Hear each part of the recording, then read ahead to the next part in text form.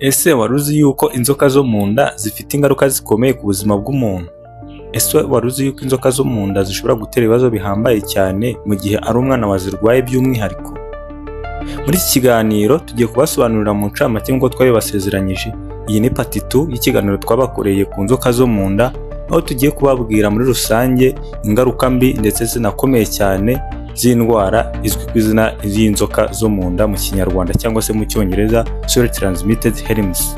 Twabonye yuko inzoka zo mu nda ziri mu ndwara zititaweho bihagije twise NTDs cyangwa se Neglected Tropical Disease.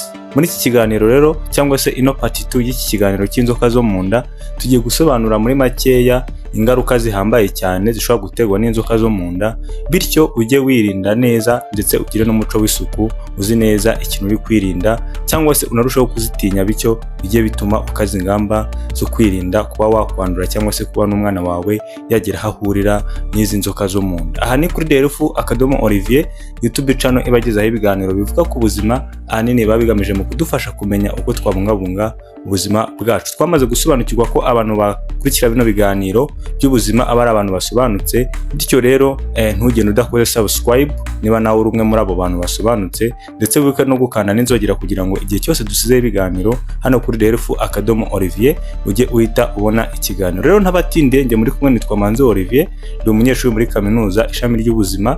Reka mbatangire ntabatindiye. Izi ndwara zizwi ku izina rya sexually transmitted herpes cyangwa se mu Kinyarwanda inzoka zo mu nda, ubundi ku muntu wazirwaye cyangwa se umwana wazirwaye bishobora gutuma agira ikibazo cy'imirire mibi cyangwa se adakura neza bihagije, ndetse nyine ubwo akagira ikibazo mu Kinyarwanda icyo twita igwingira. Rero izi nzoka biterwa nuko yo ziri mu mara. Twabonye yuko izi nzoka zikunze hanini kwibera mu mara, yaba matoya, twabonye ko hari n'iziba mu mara manini, bibangamira mu gutuma intungamubiri ziva mu mara nyine ngo zinjire mu dutsi cyangwa se zinjire mu maraso zijye gukoreshwa mu mubiri.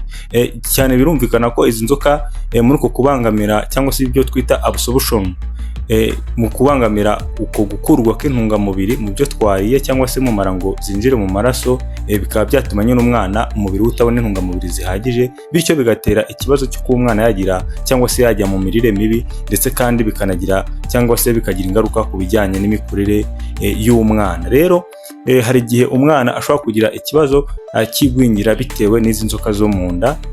Ni kimwe mu bintu wamenya. Ku mwanya wa kabiri rero twabonye ko hari inzoka zitera ikibazo cyo kugira amaraso makeya. Twarazibonye ko twabonye ko hari izinyungutama amaraso iyo ziri mu mara, twarabibonye cyane. Ziriya nzoka rero zo mu nda zitera iki kibazo cyo kugira amaraso makeya, zishobora no gutuma wumva ucitse intege. Birumvikana kuko burya amaraso haba harimo insoro zitukura, ari nazo zitwara umwuka wa oxygen, ndetse buriya no mu maraso niho hagendera intungamubiri zijya nyine mu bice bigiye bitandukanye by'umubiri, haba mu bwonko no mu bizindi organe z'umubiri, haba no mu mamiskire. Bityo rero niba umwuka n'intungamubiri itari kugera mu nzungano neza, bizatuma wumva n'ubundi ucitse intege, ariko ahanini nyine byatewe no kuba ufite amaraso makeya, dore ko twabonye ko hari zinyunyuza amaraso. Ariko nanone twanabonye ko hari zituma cyangwa se zimwe twabonye zitwa hookworms, twabonye ko zishobora gutuma umuntu n'ubundi yituma amaraso, yituma umusarani mu maraso. Ibyo byose rero bijyana no gutakaza amaraso, bikaba byatuma nyine umuntu agira ikibazo cyo kugira amaraso makeya. Rero indi ngaruka ikomeye cyane y'inzoka zo mu nda abantu burya batazi, nuko burya igira ingaruka y'umwana nyine yayirwaye ntayivugwe neza, ishobora gutuma umwana agira igipimo cy'ubwenge kiri hasi. Mu yandi magambo, ubwonko bwe ntibukure neza. Ibi bishobora rero guterwa na za zindi twabonye ziri chronique. Twabonye ko hari groupe ya 4 ishobora kuvamo inzoka ziri chronique, nyine akagira infection y'izo nzoka iri chronique, bikaba byatuma nyine umwana agira igipimo cy'ubwenge kiri hasi, ku buryo igihe yageze ku ishuri rwose usanga atari gutsinda neza, ku buryo usanga n'uburyo akurikiramo mwarimu cyangwa se no mu buzima busanzwe attention agira ku bintu cyangwa se focus agira ku bintu rwose ibiri hasi, bitewe n'uko ubwonko bwe buba butarakuze neza. Rero bishobora gutuma umwana rero ahazaza he hatagira neza, yuko nyine ntago igipimo cye cy'ubwonko cyangwa se cy'ubwenge kiba gihagaze neza, biturutse kuri izi nzoka zo mu nda. Ibi turi kubabwira kugira ngo nibavuga kwirinda inzoka zo mu nda ubishyiremo imbaraga, nibavuga kugira isuku ubishyiremo imbaraga. Rero indi ngaruka harimo nko kuba nyine umuntu warwaye inzoka zo mu nda. Abantu mwese biragoye ko hari umuntu waba ageze ahageze cyangwa se niba uri kutwumva aka kanya utararwara inzoka zo mu nda, nubwo wenda baba barazivuye zigakira, ariko burya umuntu warwaye inzoka zo mu nda murabizi ko agira uburibwe bukabije bwo mu nda nyine. Ikindi kandi ni uko adiyara cyangwa se kwituma umusarane worohereye w'amazi. Ikindi ngaruka rero, ibi rero bifite ingaruka zigiye zitandukanye. Aha twabasezeranyije kuzabakorera ikiganiro by'umwihariko kuri ibi byo kudiyara cyangwa se kwituma umusarane w'amazi, ingaruka bishobora gutera ku buzima bwawe.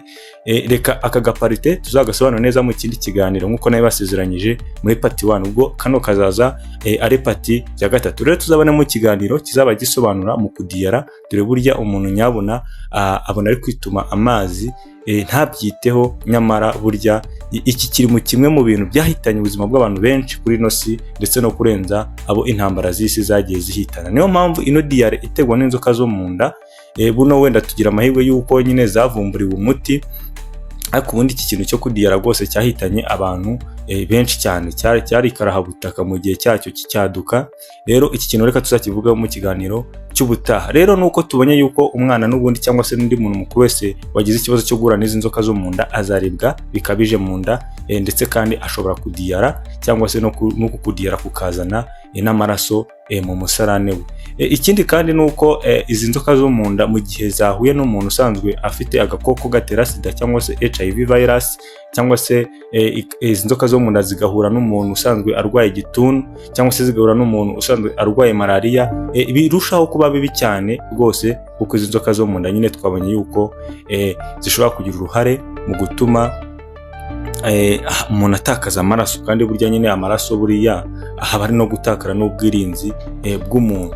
Ikindi kandi nuko twarabibonye kuri ya groupe ya 4 n'ubundi wakurikiye pati 1, mwabonye ko groupe ya 4 twabonye yuko n'ubundi ishobora gutuma cyangwa se ishobora guhashya cyane umuntu usanzwe afite immunity iri hasi, kandi murabizi neza ko abantu bakunze kuba bafite HIV, abantu bya tuberculosis cyangwa se igituntu, ibi bijyana no kuba abasirikare b'umubiri bacitse intege. Rero akaba ariko kano kanyuma bisobanuye yuko izi nzoka zo mu nda, guhura n'umuntu rwose ufite agakoko gatera sida, guhura n'umuntu ufite igituntu, guhura n'umuntu urwaye malaria, zihita zikora bihita bibarushaho kuba bibi cyane. Bisobanuye iki rero? Hano ikintu tuba tugamije ni ubujyanama cyangwa se n'inyigisho muri rusange, nuko igihe uzi neza yuko ushobora kuba ufite zimwe muri izi kondisiyo, wowe biba bisobanuye yuko ugomba kwirinda bikaze cyangwa se byikubye uriya wa mbere uri kwirinda we wenda adafite zino kondisiyo zo kuba wenda afite HIV, afite igituntu cyangwa se malaria. Biba bisobanuye ko wowe mu gihe uri muri izi condition,